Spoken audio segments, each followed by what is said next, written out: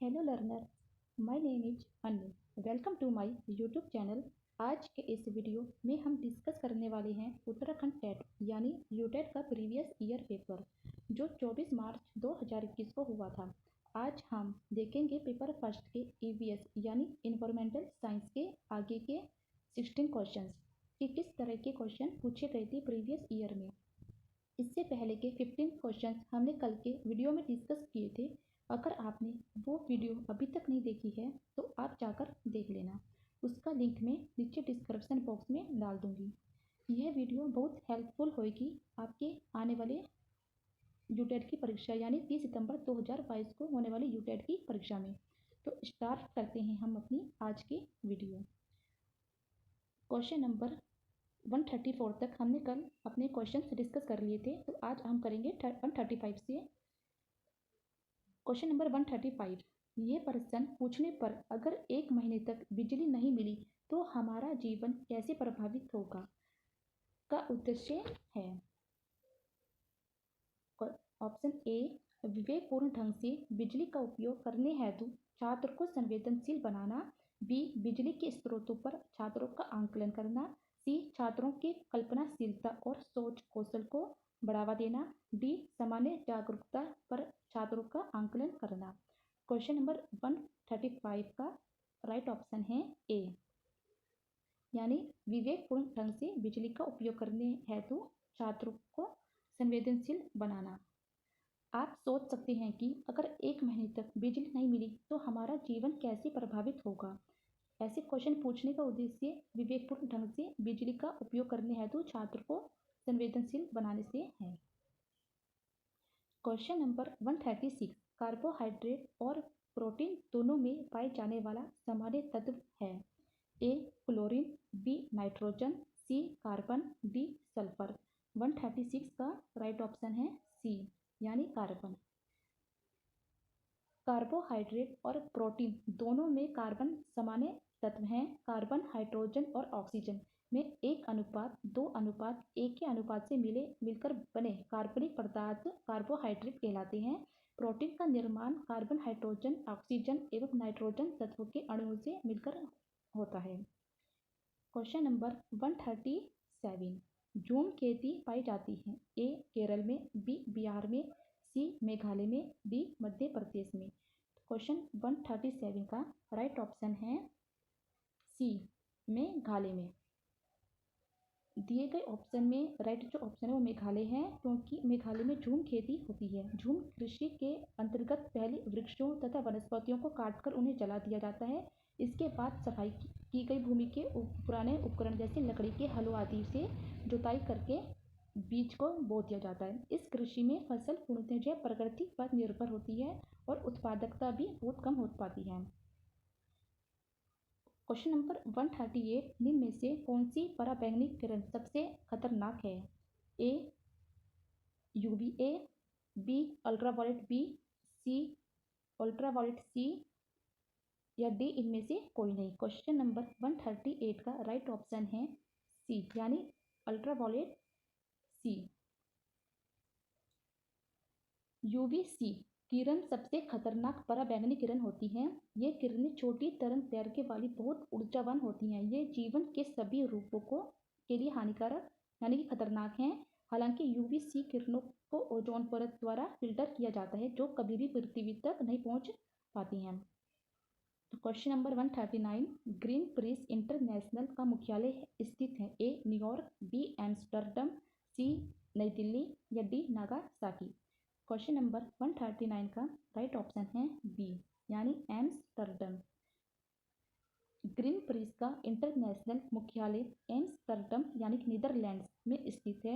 इसकी स्थापना का तात्कालिक उद्देश्य अमेरिका द्वारा अलास्का में नाभिकीय हथियारों के परीक्षण का विरोध करना था, किंतु बाद में इसका जो उद्देश्य है वो व्यापक रूप से पर्यावरण की सुरक्षा में करना हो गया। क्वेश्चन नंबर 140, नदी के जल में प्रदूषण स्तर पाया जाता है। ए, एटीपी द्वारा। बी, एसटीपी द्वारा। सी, बीओडी द्वारा। या डी, जीटीपी द्वारा। क्वेश्चन नंबर 40 का राइट ऑप्शन है सी, यानी बीओडी द्वारा। नदी के जल में प्रदूषण स्तर को जैविक ऑक्सीज मांग यानी कि BOD द्वारा मापा जाता है, अर्थात ये BOD की मात्रा प्रदूषण के स्तर का सूचक है। BOD की फुल फॉर्म होती है जैविक ऑक्सीज मांग यानी कि बायोडीजल ऑक्सीज डिमांड। Question number 141। हरित मफलर संबंधित है ए मृदा प्रदूषण से, बी वायु प्रदूषण से, सी ध्वनि प्रदूषण से या डी जल प्रदूषण से। क्वेश्चन नंबर 141 का राइट ऑप्शन है सी यानी ध्वनि प्रदूषण से। हरित मफलर ध्वनि प्रदूषण से संबंधित है। ध्वनि प्रदूषण को रोकने के लिए सड़कों के किनारे पेड़ लगाने का कार्य किया जाता है। Question number 142। विश्व पर्यावरण दिवस 2020 का विषय वस्तु क्या था? ए वायु प्रदूषण, बी 7 अरब लोग एक ग्रह सावधानी के साथ उपयोग, सी अपनी आवाज़ उठाओ समुद्र का स्तर नहीं, डी जैव विविधता। तो क्वेश्चन नंबर 142 का राइट ऑप्शन है डी जैव विविधता। विश्व पर्यावरण दिवस 2020 की विषय वस्तु जैव विविधता है। पर्यावरण दिवस को मनाने का फैसला सन 1972 में संयुक्त राष्ट्र महासभा द्वारा आयोजित विश्व पर्यावरण सम्मेलन में चर्चा के बाद लिया गया। इसके बाद 5 जून 1974 को पहला विश्व पर्यावरण दिवस मनाया गया था। इस दिवस को मनाने का जो प्रमुख उद्देश्य है वो लोगों को पर्यावरण की सुरक्षा के प्रति जागरूक और सचेत करना है। तो क्वेश्चन नंबर 143। वायु प्रदूषण प्रकरण पढ़ाने के लिए 4 अलग अलग विज्ञान शिक्षक 4 तरह के शिक्षण पद्धतियों का प्रयोग करते हैं।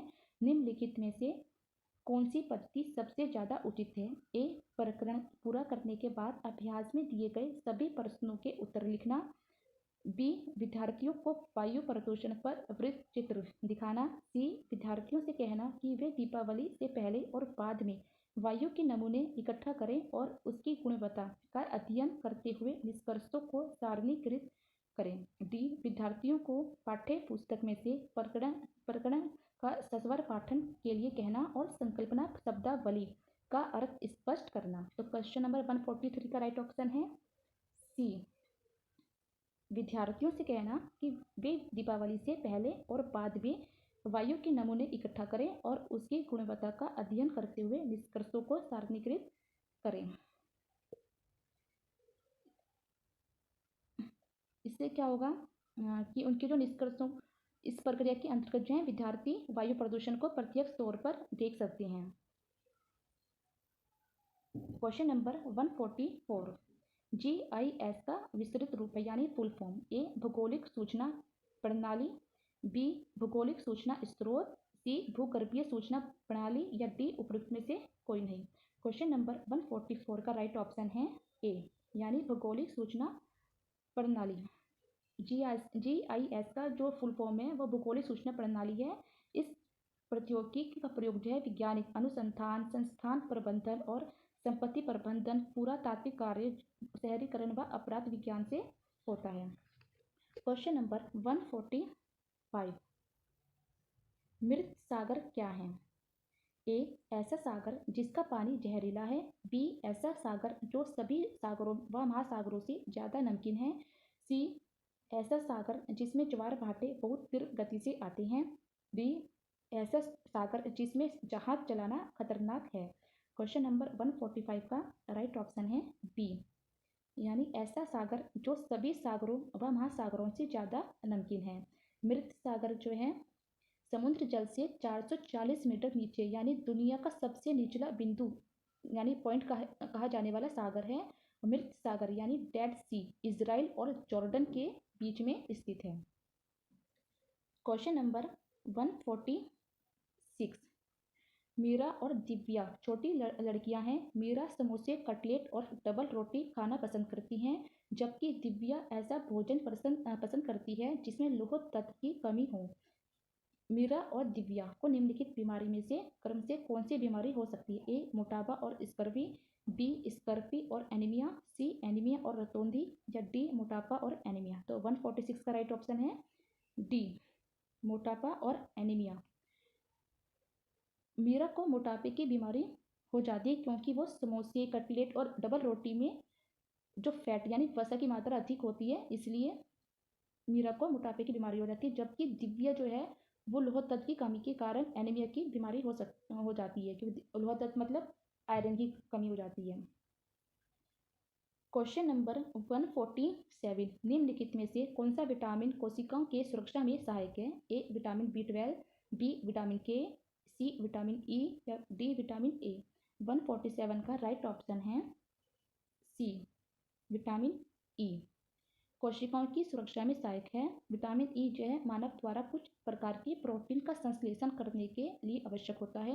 विटामिन ई वसा में जो है घुलनशील विटामिन से, यानी कि आसानी से घुल जाता है ये। क्वेश्चन नंबर 148, निम्नलिखित में से कौन सी गतिविधि करने की अनुमति नहीं देंगे? ए चिड़ियाघर के जानवरों के लिए बहुत सारे खाने की सामग्री ले जाना। बी चिड़ियाघर के विभिन्न जानवर कौन सा खाना खाते हैं यह पता लगाना। सी चिड़ियाघर में जिन जानवरों को देखेंगे उनकी फोटो लेना। डी चिड़ियाघर में उन्होंने जो देखा उसका चित्र बनाने के लिए ड्राइंग की कॉपी को साथ ले जाना। तो क्वेश्चन नंबर 148 का राइट ऑप्शन है ए चिड़ियाघर के जानवरों के लिए बहुत सारे खाने की सामग्री ले जाना। पर्यावरण अध्ययन के शिक्षक के रूप में आप विद्यार्थी को यानी कि चिड़ियाघर ले जाते समय चिड़ियाघर के जानवरों के लिए बहुत सारी सामग्री ले जाने की अनुमति विद्यार्थियों को नहीं देंगे, नहीं पूछा था, इसलिए चिड़ियाघर में जानवरों के लिए बहुत सारी खाने की सामग्री ले जाना ये ऑप्शन गलत है।